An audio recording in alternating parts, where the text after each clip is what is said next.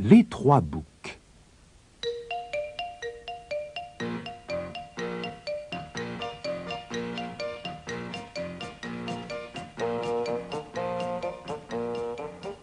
Il était une fois trois boucs qui avaient passé l'hiver à l'étable dans la vallée. Mais quand vint le printemps, ils eurent grande envie d'aller brouter l'herbe tendre qui poussait en haut de la montagne. Pour atteindre les verts pâturages, les trois boucs devaient traverser un torrent.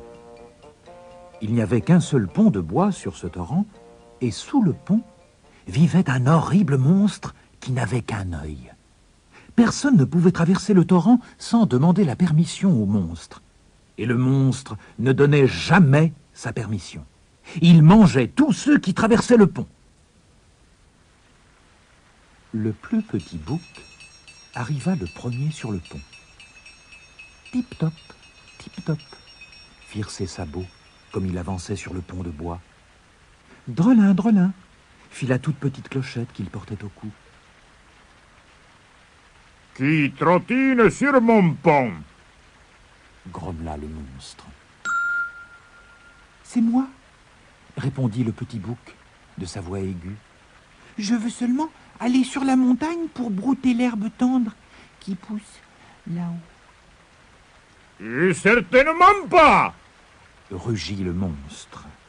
C'est l'heure de mon petit déjeuner et je vais te manger! S'il vous plaît, monsieur le monstre, supplia le bouc. Je suis si petit, bien trop petit pour être mangé, et sûrement pas très bon. Attendez plutôt mon frère, il est beaucoup plus gros que moi, et il doit avoir meilleur goût. Le monstre ne voulait pas perdre son temps avec un petit bouc maigrichon s'il y en avait un autre plus dodu et plus succulent. Mais tu peux traverser. Grommela-t-il. Et tâche d'engraisser sur la montagne, je te mangerai à ton retour. Le petit bouc passa le pont et se retrouva de l'autre côté du torrent. Le monstre n'eut pas longtemps à attendre. Clip-clop, clip-clop, firent les sabots du deuxième bouc comme il avançait sur le pont de bois. Ding-dong, fit sa clochette. Qui trotte sur mon pont? Grogna le monstre. C'est moi, répondit le deuxième bouc. Je veux seulement aller sur la montagne pour brouter l'herbe savoureuse qui pousse là-haut. Certainement pas! Rugit à nouveau le monstre. C'est l'heure de mon petit déjeuner et je vais te manger! S'il vous plaît, monsieur le monstre, supplia le bouc. Je suis peut-être plus gros que le petit bouc, mais je suis beaucoup plus petit que mon frère aîné, le troisième bouc. Attendez-le, et vous ferez un excellent repas. Le monstre commençait à avoir vraiment faim. Mais il préférait garder tout son appétit pour le bouc encore plus dodu qui allait venir. Tu peux traverser. Marmonna-t-il. Et tâche d'engraisser sur la montagne, je te mangerai à ton retour. Le deuxième bouc passa le pont et se retrouva de l'autre côté du torrent. Le monstre n'eut pas longtemps à attendre. Boum, boum, boum, boum, firent les gros sabots du troisième bouc comme il avançait sur le pont de bois. Dong, dong, fit la grosse cloche qu'il portait au cou. Qui ébranle mon pont? Hurla le monstre. C'est moi, répondit le troisième bouc de sa grosse voix grave. Je veux seulement aller sur la montagne pour brouter l'herbe délicieuse qui pousse là-haut. Certainement pas! Rugit le monstre en grimpant sur le pont. C'est l'heure de mon petit déjeuner et je vais te manger! C'est ce que nous allons voir, répliqua le gros bouc. Il baissa la tête, prit son élan et se rua sur l'horrible monstre borgne. Le monstre monta en l'air, puis retomba, plouf, dans le torrent. L'eau tourbillonnante l'emporta et il se noya. Voilà pour son petit déjeuner, se dit le gros bouc. Et maintenant, pensons aussi au nôtre. Triomphant, Il alla rejoindre ses deux frères de l'autre côté du pont. Ils se mirent aussitôt en route vers la montagne où pousse l'herbe tendre. Depuis ce jour, grâce aux 3 boucs, tout le monde peut traverser le torrent sans risque de se faire manger.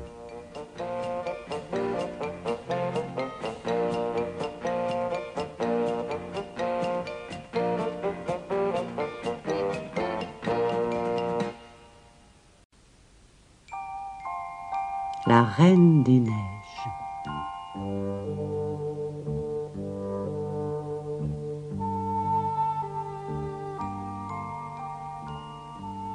Il était une fois, tout au nord de l'Europe, au Danemark, un petit garçon et une petite fille qui étaient voisins et s'aimaient tendrement.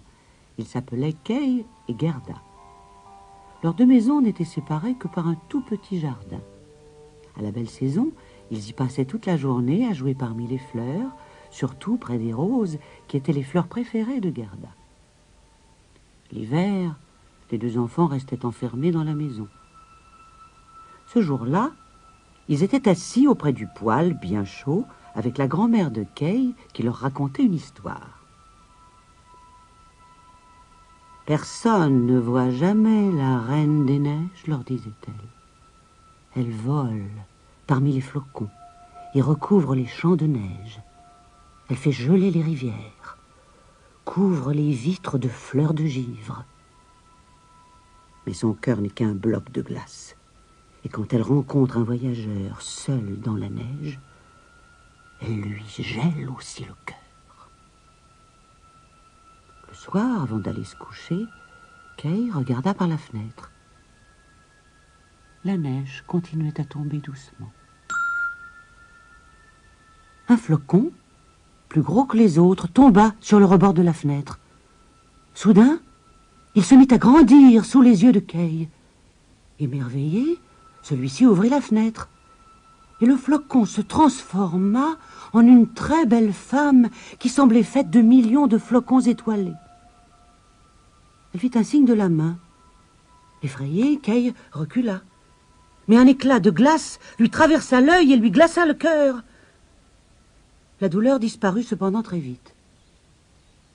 Le lendemain, le soleil brillait et Kay décida d'aller faire de la luge sur la place.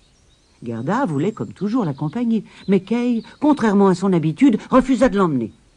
La petite fille en fut très malheureuse. Comment aurait-elle pu deviner qu'un éclat de glace avait gelé le cœur de Kay? Traînant sa luge derrière lui, Kay arriva sur la place.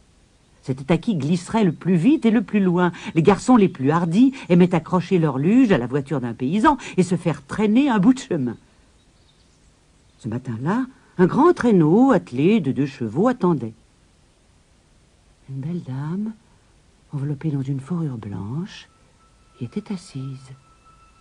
Kay, voyant qu'elle fouettait ses chevaux, accrocha sa luge au traîneau et se laissa glisser. Mais la course se fit de plus en plus rapide. En peu de temps, ils sortirent de la ville. La neige se mit à tomber si drue que Kay ne voyait plus rien autour de lui. Il cria très fort, mais personne ne l'entendit. Soudain, les chevaux firent un écart et le traîneau s'arrêta brusquement. La belle dame qui le conduisait se leva et Kay reconnut la Reine des Neiges. « Tu as l'air d'avoir froid, murmura-t-elle. Viens dans mon traîneau. » Elle lui embrassa le front, et, bien que son baiser soit glacé, Kay se sentit aussitôt réchauffé. La Reine des Neiges lui parut la plus belle des femmes, et il ne pensa plus à tout ce qu'il laissait derrière lui.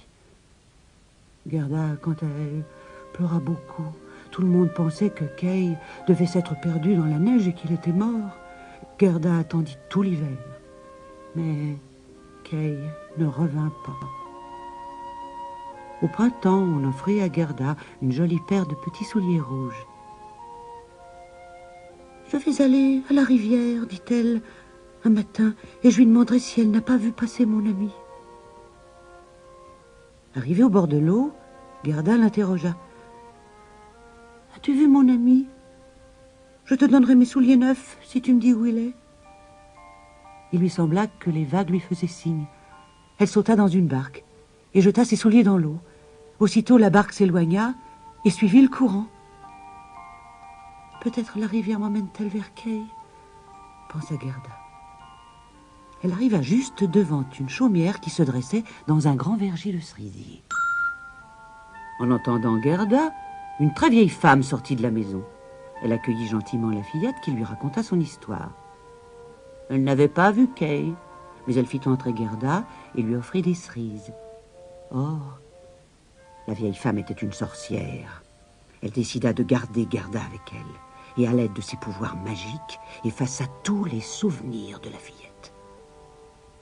Gerda passa le printemps chez la vieille femme, mais, un matin d'été, elle aperçut un buisson de roses, et aussitôt tous ses souvenirs lui revinrent. « Comment ai-je pu rester ici si longtemps ?» s'écria-t-elle. Son exclamation réveilla un gros corbeau noir qui dormait près de là. « Quoi? Qu'y a-t-il, petite fille ?»« Je cherche mon ami Kay. L'aurais-tu vu passer ?»« Je ne sais pas si c'est ton ami, mais j'ai vu passer un garçon la semaine dernière. Il a épousé une princesse et vit avec elle dans son palais, non loin d'ici. »« Peut-être est-ce Kay ?» dit Gerda en sautant de joie. « Montre-moi le chemin, cher corbeau. » Mais quand ils arrivèrent au palais et que le corbeau emmena Gerda jusque dans la chambre princière par un escalier dérobé, la fillette vit tout de suite que le prince n'était pas son ami. Elle éclata en sanglots et ses pleurs réveillèrent le prince et la princesse. « Ne pleure pas ainsi, dirent-ils à Gerda quand elle leur eut tout raconté. « Je vais te donner ma plus belle robe, dit la princesse pour la consoler. Et moi, je te donnerai mon carrosse d'or, dit le prince. Ainsi tu iras plus vite et tu retrouveras bientôt ton ami. Gerda les remercia de tout son cœur et repartit vite à la recherche de son ami. Elle traversa une sombre forêt. Le carrosse étincelait dans la pénombre et attira une troupe de bandits. « De l'or !» s'écrièrent-ils en arrêtant le carrosse. Et ils entraînèrent Gerda jusqu'à leur repère pour la tuer. Mais la fille du chef supplia son père de la lui laisser pour qu'elle puisse jouer avec elle. Il accepta, à condition qu'elle promette de ne pas la laisser s'échapper.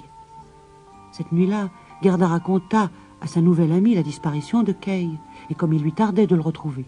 Pendant qu'elle parlait, un pigeon et un renne, que la fille du chef avait apprivoisé, s'étaient approchés de la fenêtre. « Oh, je sais où est Kay, » roucoula le pigeon. « Je l'ai vu glisser dans le traîneau de la Reine des Neiges. »« Je sais où il allait, » reprit le renne, « vers mon pays, la Laponie, où la Reine des Neiges a fait construire son palais. »« Il faut que je parte là-bas, » s'exclama Gerda. La fille du chef hésita, car elle avait promis à son père de ne pas laisser Gerda s'échapper. Mais elle se laissa convaincre. « Emmène-la en Laponie, dit-elle au renne, et aide-la à retrouver son ami. » Gerda monta sur le dos du renne, et pendant des jours et des nuits, ils galopèrent à travers les landes et les marais. Plus ils avançaient vers le nord, plus il faisait froid. Bientôt, il n'y eut plus que de la neige et de la glace autour d'eux. Brusquement, le palais de la Reine des Neiges apparut. Ses murs étaient faits de poussière de neige et ses fenêtres de glace étincelante. Gerda, émerveillée, en aurait presque oublié ses soucis. Cependant, tout au cœur du château était une immense salle de neige dont le sol était un lac gelé. C'est là que Kay était enfermé. Il était bleu de froid. Mais il ne s'en rendait pas compte, car son cœur était gelé, et parce que le baiser de la Reine des Neiges lui avait enlevé le frisson du froid. Il était assis par terre et déplaçait des morceaux de glace, comme l'on déplace les pièces d'un puzzle. La Reine des Neiges lui avait ordonné de composer avec eux le mot « éternité ». « Si tu peux me le composer, tu seras libre, » lui avait-elle dit. « Je te donnerai le monde entier et une paire de patins neufs. » Puis elle l'avait laissé seule et s'était envolée vers le sud pour couvrir les villes et les champs de neige et diriger son armée de flocons. Kay essayait sans relâche de former le mot « éternité ». Mais jamais il n'y arrivait, à cause du morceau de glace qu'il avait dans le cœur. Ce fut alors que Gerda entra dans le château. Elle traversa les grandes salles vides et aperçut son ami. Elle lui sauta au cou et cria « Kay, mon gentil Kay, je t'ai enfin retrouvé !» Mais lui resta immobile, raide et froid. Et Gerda se mit à pleurer de chaudes larmes qui glissèrent sur ses joues et celles de Kay. Tant et si bien que l'une finit par pénétrer jusqu'à son cœur et par faire fondre la glace qui le gelait. Aussitôt, Kay se souvint de Gerda et lui sourit. Ils se serrèrent dans les bras l'un de l'autre, et les morceaux de glace se mirent à danser de joie autour d'eux et formèrent sur le sol gelé le mot « Éternité ». « Je suis libre !» s'écria Kay. Et la Reine des Neiges m'a promis le monde entier et une paire de patins neufs. Tous deux se donnèrent la main et sortirent du château. Le reine les attendait et ils grimpèrent sur son dos pour rentrer chez eux. Et plus ils avançaient, plus le soleil brillait. Quand ils arrivèrent devant leur jardin, c'était le plein été. Toutes les roses étaient en fleurs.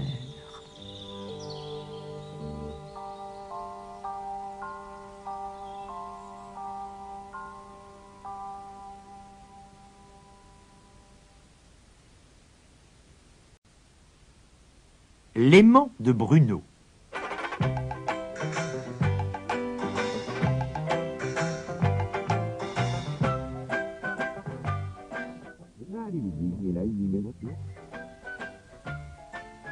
Aujourd'hui, à l'école, la maîtresse a fait une leçon sur les aimants, qui a passionné Bruno.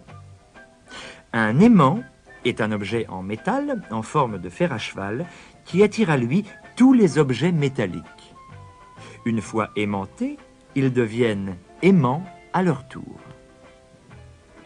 Rentré chez lui, Bruno a trouvé dans la bibliothèque de ses parents un livre sur les aimants. Il a essayé de le lire, mais c'est trop compliqué. « Je voudrais un vrai aimant », demande Bruno. « Peut-être pour Noël », lui répond sa maman. « Mais Noël, c'est trop loin. » Quand Bruno arrive en classe le lendemain, il voit un aimant sur le bureau de la maîtresse. Il profite d'un moment où personne ne le voit et fourre l'aimant dans sa poche. Il regarde autour de lui. Ouf, personne ne l'a remarqué. À la sortie de l'école, il sifflote gaiement. Il est ravi d'avoir un aimant et surtout de ne pas s'être fait attraper. Pour rentrer, il traverse le parc. Il s'assied sur l'herbe, sans remarquer le vieux clou rouillé qui traîne tout près de lui. Quand Bruno se relève, il ne voit pas que l'aimant a attiré le clou.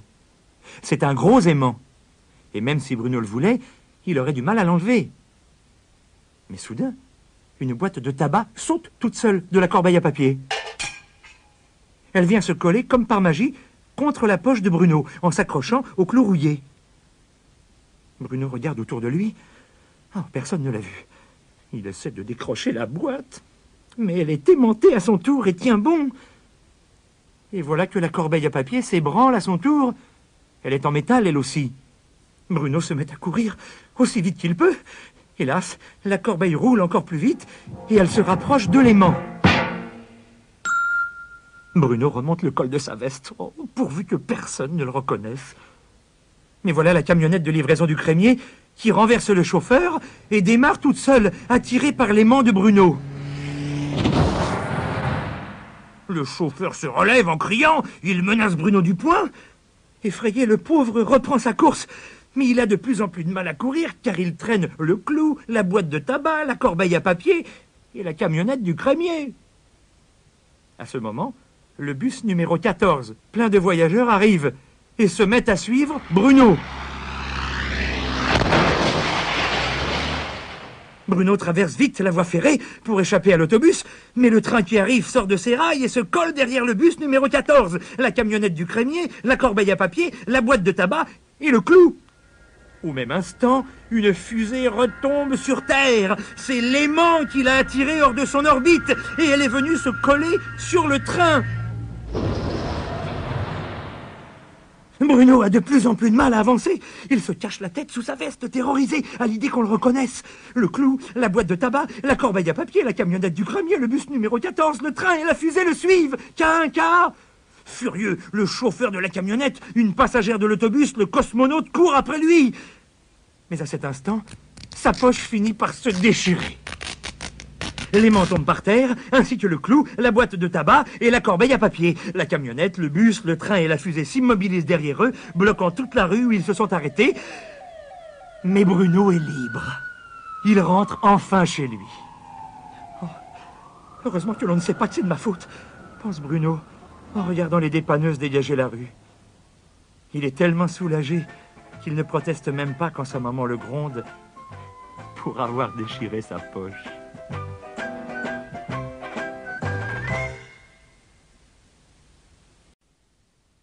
Le manoir des fantômes.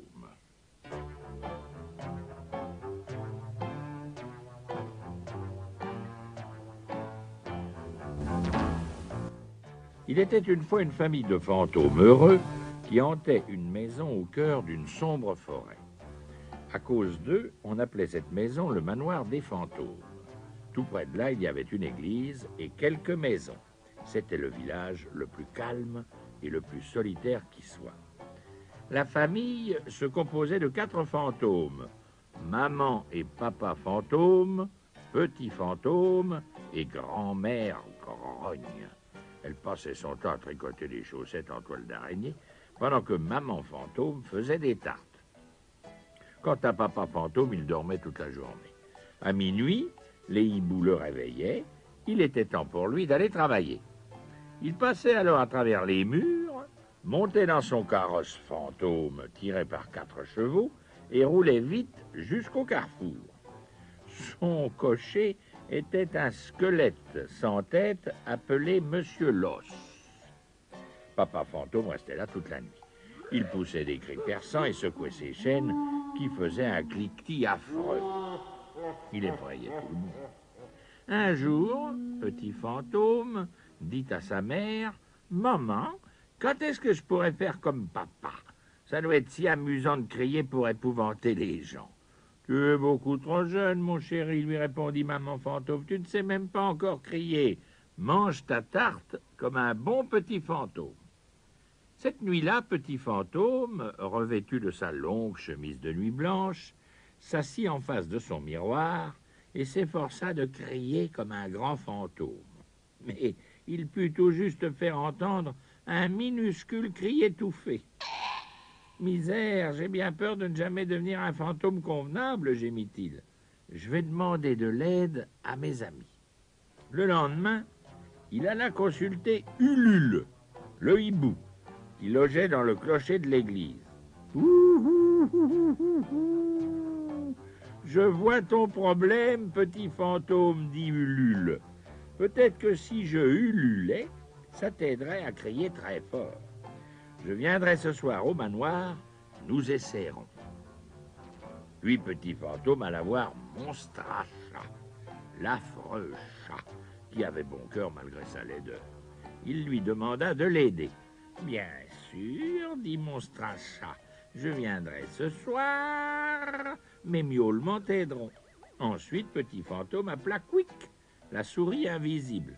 Personne ne l'avait jamais vue, mais on savait toujours quand elle était là, car elle portait des bottes de caoutchouc qui faisaient un bruit épouvantable lorsqu'elle courait sur le plancher.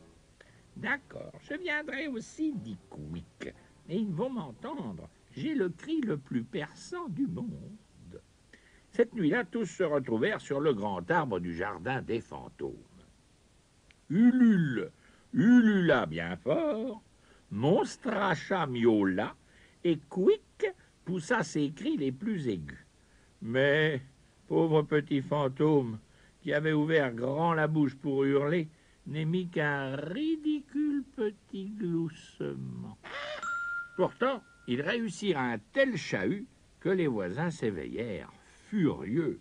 Le lendemain, le propriétaire de la maison vint au manoir des fantômes et les chassa tous. « Cet endroit a toujours été calme, dit-il. Ce bruit est insupportable. Partez !» C'est ainsi que toute la famille dut quitter les lieux dans le carrosse fantôme. Mais Petit Fantôme s'était caché dans le grenier. Il ne voulait pas quitter ses amis. Dans la précipitation, ses parents ne se rendirent pas compte qu'il n'était pas là. Que va devenir mon petit fantôme tout seul? Mon pauvre petit est encore trop jeune pour savoir crier. J'ai mis maman fantôme quand elle s'en aperçut. Mais ils étaient déjà très loin. Peu de temps après arriva Monsieur Jules. Il songeait à louer le manoir. « J'essaie d'y passer la nuit, dit-il au propriétaire, et si l'endroit me plaît, je resterai. » Mais il n'attendit pas le matin pour prendre sa décision. Lorsqu'il s'assit dans le fauteuil, il réveilla Monstre à Chat qui le griffa méchamment. « Oh, au secours, on me griffe !» hurla Monsieur Jules en sortant précipitamment. Il traversa le jardin, passa la grille, et on ne le revit jamais. Le lendemain, le propriétaire accompagna 2 nouveaux clients au manoir, un vieil homme et sa femme. « Nous allons y passer la nuit, dirent-ils. Si l'endroit nous plaît, nous resterons. » Mais juste au moment où Quick, la souris, mordit le doigt de pied de la vieille femme. « Au secours, au secours !» hurlèrent-ils. « La maison est hantée !» Ils sortirent précipitamment, en chemise de nuit, et ne revinrent jamais. Le client suivant fut un très gros homme, appelé Monsieur Bedon. « Juste une nuit pour voir, dit-il. Si ça me plaît, je reste. » Monsieur Bedon alla donc se coucher et se mit aussitôt à ronfler horriblement. Son ronflement devint de plus en plus puissant, jusqu'à secouer toute la maison. Petit Fantôme et ses amis en avaient assez de l'entendre et voulurent le réveiller. Ils commencèrent par le pincer et lui chatouiller les pieds. Monstre à Chat se cacha sous le lit et miaula. Quick se mit à sauter sur l'édredon de Monsieur Bedon. Mais le gros homme continuait à ronfler bien tranquillement. Il ne s'interrompit même pas lorsque Ulule, le hibou, lui fit tomber un réveil sur la tête. Heureusement, 2 autres amis arrivèrent à la ressource. C'étaient Boris et Clovis, les frères Chauve-souris. Ils tirèrent sur la barbe de Monsieur Bedon et lui emmêlèrent les cheveux. Mais ce n'était pas encore assez pour arriver à le réveiller. À la fin, Petit Fantôme alla fouiller dans l'armoire à pharmacie. Il cherchait du sparadrap pour fermer la bouche de Monsieur Bedon. Mais à la place, il découvrit une grosse boîte sur laquelle il lut « Pilule pour crier ». En petites lettres au-dessous était imprimé « Pour maux de gorge de fantôme, n'en prendre qu'une à la fois ». Petit Fantôme en avala une et aussitôt poussa un cri aigu. Alors, il prit une seconde pilule et constata qu'il pouvait hurler. Après avoir avalé la 3e, il ouvrit la bouche et cria de toutes ses forces juste dans le creux de l'oreille de Monsieur Bedon. C'était le cri le plus perçant qu'on eût jamais entendu au manoir des fantômes. Un cri si formidable qu'il fit s'écrouler le plafond et brisa toutes les fenêtres. Le lit où dormait Monsieur Bedon fut poussé dehors et se mit à flotter dans les airs. Il passa au-dessus du village, dépassa les arbres les plus hauts et s'éleva encore dans le ciel. Mais Monsieur Bedon ronflait toujours.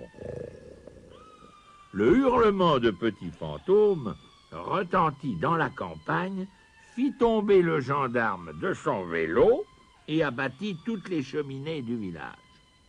Il pénétra à nouveau dans le manoir des fantômes, s'engouffra dans l'escalier, traversa toutes les chambres, ressortit par une fenêtre et disparut dans le donjon où il cessa enfin. « Hurrah !» crièrent Ulule le hibou et tous les autres. Plus personne n'aura jamais envie de coucher au manoir des fantômes après cela. Et en effet, personne n'en eut envie. Quand la famille fantôme revint au manoir pour chercher Petit Fantôme que l'on croyait perdu, ils découvrirent la maison vide et s'y installèrent à nouveau. Tous furent très fiers de Petit Fantôme qui avait appris à crier. Quand l'horloge sonna 1 heure, ils firent une grande fête pour célébrer leur retour. Maman Fantôme avait fait ses célèbres tartes et il y avait du vin de rayons de lune à boire pour tout le monde. Les amis de Petit Fantôme avaient été invités. Les 2 frères chauves-souris voletaient dans toute la pièce. Quick, la souris invisible bondissait sur le plancher. Monstre à chat miaulait et miaulait. Ulule le hibou ululait tant qu'il pouvait et Monsieur Loss jouait de la musique sur ses côtes. Grand-mère Grogne faisait cliqueter à toute vitesse ses aiguilles à tricoter et poussait des grognements joyeux. Maman Fantôme criait gaiement et Papa Fantôme hurlait en faisant un bruit terrible avec ses chaînes. Mais les cris les plus stridents étaient poussés par Petit Fantôme, tout fier d'avoir enfin appris à crier. Et tandis que tout le monde dansait et chantait, Petit Fantôme criait et criait juste pour le plaisir. Il était le fantôme le plus heureux de la terre.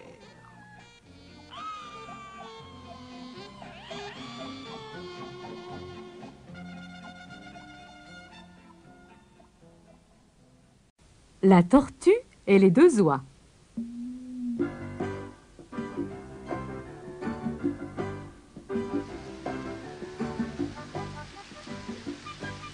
La pluie tombait à torrents ce jour-là, et toute la campagne était inondée. Si cela continuait ainsi, seules les montagnes émergeraient des flots. Tandis que les eaux montaient lentement, on entendit quelqu'un pleurer dans la vallée. C'était une tortue, la plus lente et la plus sotte de toutes les tortues qu'on eût jamais rencontrées. « Pourquoi pleures-tu » cria une oie sauvage en passant au-dessus de sa tête. « Je vais me noyer » sanglota la tortue. « Pas de danger pour toi, tu voles, mais moi... Mes pattes sont si courtes qu'il me faudrait des jours et des jours pour atteindre le sommet de la montagne. Mes amis, elles, s'y sont rendues dès que la pluie a commencé à tomber. Moi, je n'y arriverai jamais. Allons, ne fais pas tant d'histoire, dit l'oie. Je vais chercher mon frère et nous t'emmènerons sur la montagne. Lorsque les oies revinrent chercher la tortue, l'eau lui arrivait jusqu'au cou. Les oies tenaient un bâton entre leurs 2 becs. La tortue mordit le bâton et les oies l'emportèrent dans les airs à grands battements d'ailes. Elles survolèrent la vallée inondée et arrivèrent au-dessus de la montagne où la tribu des tortues s'était rassemblée. Quand les tortues virent arriver la plus lente et la plus sotte d'entre elles, portées par les 2 oies sauvages, elles crièrent de joie et acclamèrent les oies pour les remercier. « Hurrah les oies! Vive les oies! Vive nos amis les oies !» La plus lente et la plus sotte des tortues voulut les remercier, elle aussi. Elle ouvrit grand la bouche et cria « Et c'est mon avis aussi !» Boum! C'est ainsi qu'elle périt.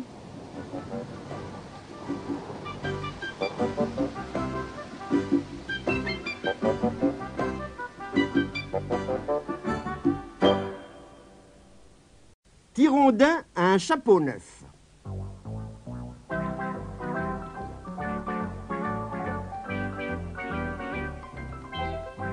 Mémé Croche faisait son grand nettoyage de printemps.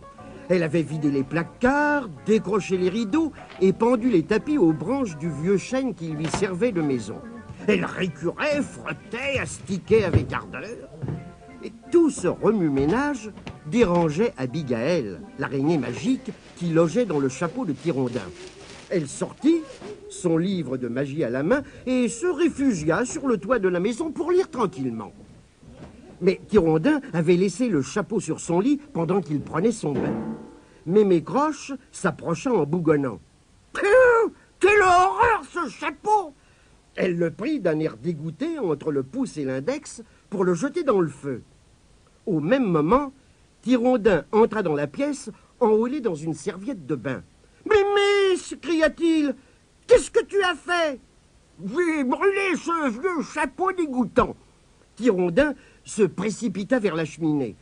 « Et Abigaël ?» gémit-il. « Oh, Mémé, tu sais bien qu'Abigaël habitait dans mon chapeau. » Mémé Croche rougit jusqu'aux oreilles, puis devint blanche comme un linge. « Mon Dieu, j'avais oublié. Je te demande pardon, Tirondin. » Mais Tirondin ne l'écoutait pas. Il sortit en courant et grimpa sur le toit. C'était là qu'il se réfugiait quand il avait du chagrin. Et aujourd'hui, il avait vraiment un très gros chagrin.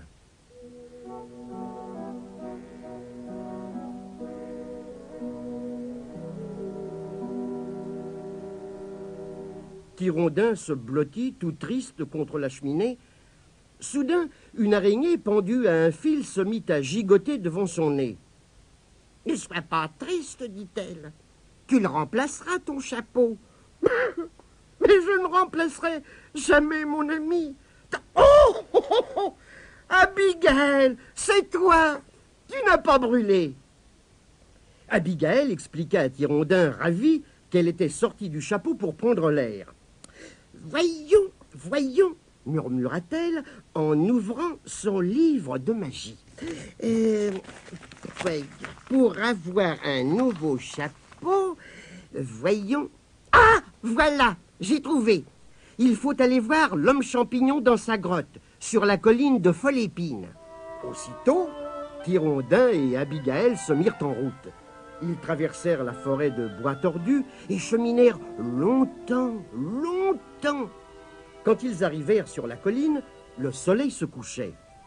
L'homme champignon se tenait à l'entrée de sa grotte. Il portait un superbe chapeau mauve à pois orange. « Vous avez un bien joli chapeau ?» dit Tirondin. « Il me protège de la pluie » répondit l'homme champignon. « Le seul ennui, c'est que je ne peux pas l'enlever pour me promener tête nue, comme vous.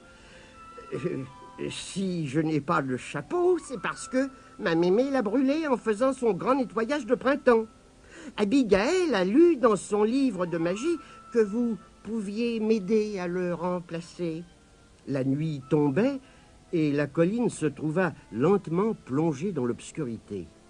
Abigaël eut un long soupir. « Je voudrais être bien au chaud dans le vieux chapeau de Tirondin, » dit-elle tristement.